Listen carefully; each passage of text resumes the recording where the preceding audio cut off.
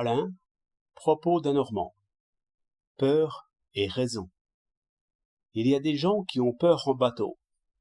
Le plus souvent, ce sont de faibles femmes et qui n'ont pas de notion précise sur les vents, les courants et les marées, ni sur la puissance des machines.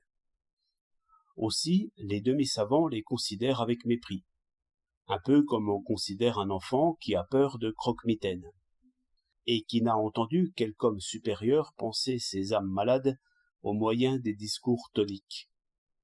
Que ce n'est pas la première fois qu'un bateau à vapeur est battu par les vagues, que tout a été calculé et mesuré, coque, machine et gouvernail, qu'il y a à bord tous appareils pour prévenir les abordages, que le capitaine a fait ses preuves et qu'il est l'un des plus habiles que l'on connaisse.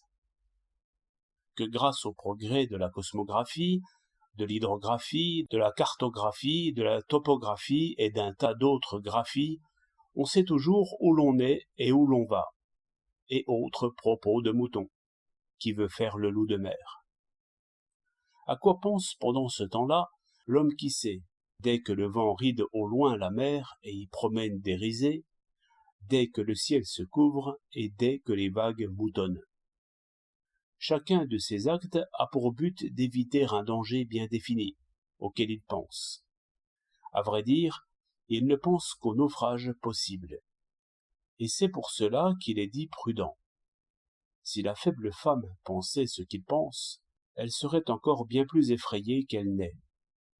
D'où il suit que le discours tonique de tout à l'heure n'est qu'un mensonge utile, comme ceux qu'on dit aux enfants pour les faire dormir.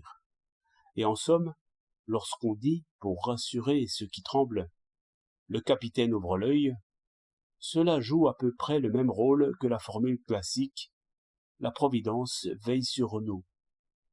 La raison nous effraie toujours, et c'est toujours la coutume qui nous rassure. 27 février 1907.